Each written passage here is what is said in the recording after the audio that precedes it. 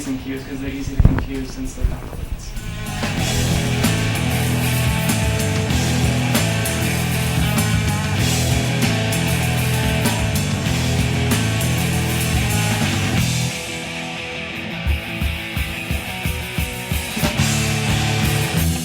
I think what people really enjoy the most about this, or certainly for myself, is one, the hands-on aspect of it, of creating this form or this piece with your hands, and then seeing the final piece, which is a really like quality. It's very tactile.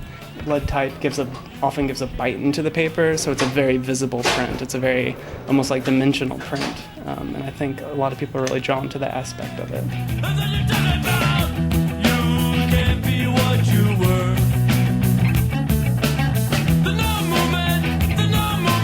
This is a California job case, and basically it's just a tray of all of our type. Kind of corresponds to this diagram here. They're kind of set up in a way that the most used letters are going to be more central, and like the T and the H are next to each other, the E is up here, I and S are close to each other. Letters that would typically be found next to each other are tried to be set up in the case next to each other. So the line spacing between lines of type is called leading, and it actually came from a very practical reason, because it was made from lead. These strips of lead were the actual spaces between lines of type. These are the different quads, and there are varying widths. A perfectly square 12 points by 12 points, that's an M quad, which is typically the width of traditionally the width of what the letter M would be. And an N quad, which is half that size, would be the width of what a capital N would be. So 2 N quads make an M quad, 3 to the M, 4 to the M, and it kind of self-explanatory after that. If you're wanting to go with really fine tuning, then we have coppers and brasses. The coppers are the thinnest, and the brass is going to be a little bit thicker. And so mostly the way they're used is if you're trying to really pack your form tight, and I've put my type or my type and spacing all the way to the end, but there's still a little bit of a wiggle, but that will actually pack it really tight, which is important when you're making a form. So we have our guide pins, and these little guys go into your 10-pin paper, just kind of slide in like that. So you'll want at least 2 on the bottom, so you get a nice level, so the paper sits nice and level. And then 1 on the side, so you can basically just set your paper in, print, pull it out, set another piece of paper in, and you're not having to tweak with the paper each time.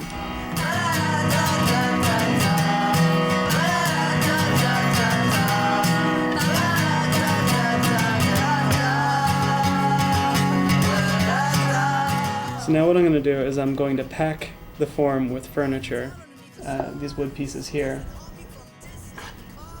And basically you want 3 steps of furniture until you reach the chase. Now the way that it's held in there are with these coins. And then, so I have this packed completely. You use this crank and basically splints in there, or wedges in there, and creates a very tight packed form.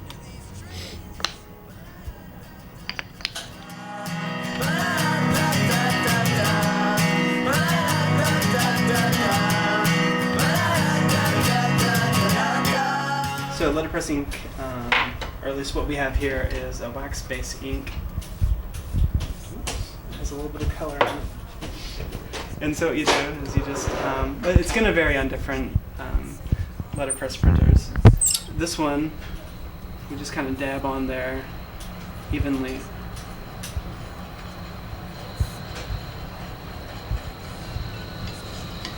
And you want to do this before you put your form in. You want to ink up the printer, the ink wheel, before you put the form in.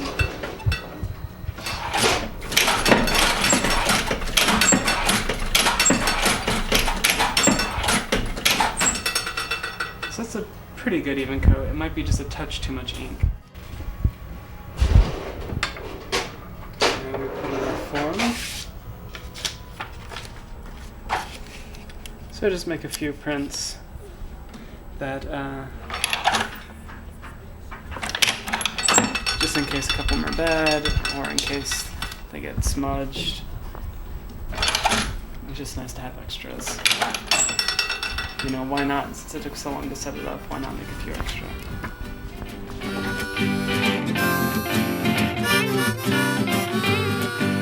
In the morning, around the clock, get these thoughts in my head. It knows it won't stop. I was naive, and you were so cold. With this perfect painted river shit's getting old. You can relate.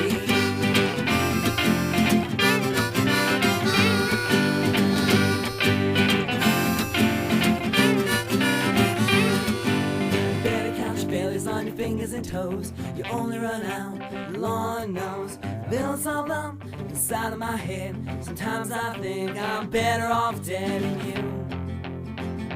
Can't relate. Can't relate.